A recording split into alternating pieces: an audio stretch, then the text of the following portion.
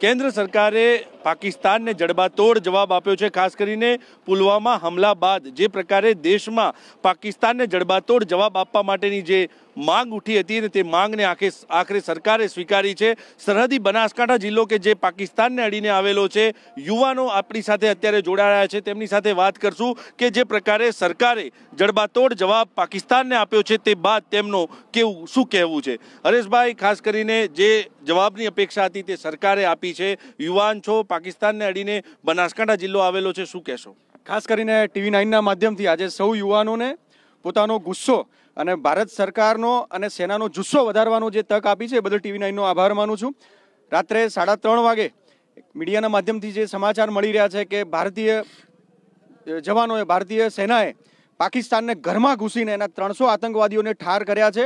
આજે સર્વે યુવાનોમાં જે ખુશીનો માહોલ છે અને ખાસ કરીને આંતરરાષ્ટ્રીય નિયમોનું ઉલ્લંઘન કર્યા વગર ભારતીય સેનાએ જે આ અભિયાનને જે પાર પાડ્યું છે એ બદલ ખૂબ ખૂબ અભિનંદન છે સેનાને અને ભારત સરકારને પણ ખૂબ ખૂબ અભિનંદન છે। સર્વે યુવાનોમાં ખૂબ ખૂબ ખુશીની લાગણી છે। આજે તો યુવાનોમાં ખુશીની લાગણી છે। અત્યારે મોટી સંખ્યામાં આપણી સાથે યુવાનો છે। આપ યુવાન છો, જે પ્રકારે સરકારે જવાબ આપ્યો છે, શું માનો છો? ખાસ કરીને આપણે તો બાજુમાં જ પાકિસ્તાનની સરહદ આવેલી છે। આ જે જવાબ મોદી સાહેબે આપ્યો છે અકલ્પનીય છે અને આ જવાબ આપવાથી પાકિસ્તાનની કમર તૂટી ગઈ છે અને હું આજે ભારત દેશ આશા રાખે છે કે પાકિસ્તાનને નકશામાંથી નાબૂદ કરી દઈએ અને આજે બકોટી અને મુઝફ્ફરપુરમાં જે મોદી સાહેબે જે નિયમાનુસાર જે આતંકવાદનો સફાયો કરે છે, મોદી સાહેબે સ્પષ્ટ કીધું છે કે અમારે પાકિસ્તાનની આવામથી કોઈ પ્રોબ્લેમ નથી, અમે આતંકવાદને નાબૂદ કરીશું, આતંકવાદ અમારો દુશ્મન છે, અમે એને નકશામાંથી નાબૂદ કરીશું। તો આતંકવાદ સામે જે પ્રકારે પગલાં ભરવામાં આવ્યા છે તેને લઈને યુવાનોમાં આનંદ છે। યુવાન છો, આપ શું કહેશો? જે પ્રકારે સરકારની આ કામગીરી છે, કયા પ્રકારે જુઓ છો આ કામગીરીને? આજથી 12 દિવસ પહેલાં પાકિસ્તાને જે અમારા જવાનો ઉપર હુમલો કરેલો હતો, આજે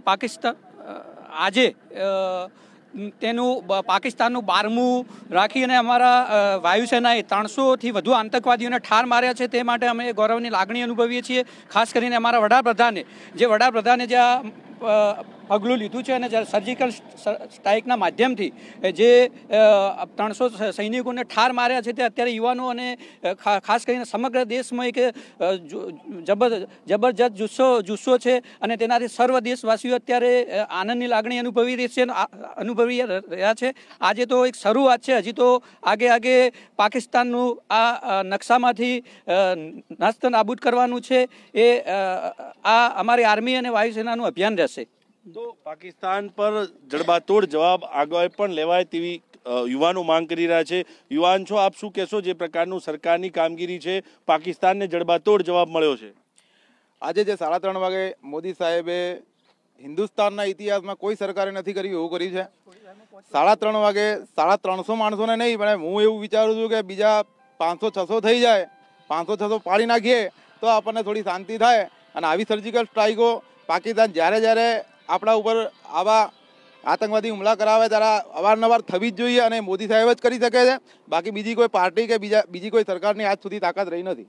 તો આપ જોઈ શકો છો યુવાનોમાં એક જોશ છે। ખાસ કરીને બનાસકાંઠા જિલ્લો એ આંતરરાષ્ટ્રીય સરહદ ધરાવે છે, પાકિસ્તાનને અડીને આવેલો છે, તેમ છતાં યુવાનોનું કહેવું છે કે જે પ્રકારે સરકારે કામગીરી કરી છે, પાકિસ્તાનને જડબાતોડ જવાબ આપ્યો છે અને આ જ પ્રકારનો જવાબ પાકિસ્તાનને આપશું તો જ પાકિસ્તાન સુધરશે।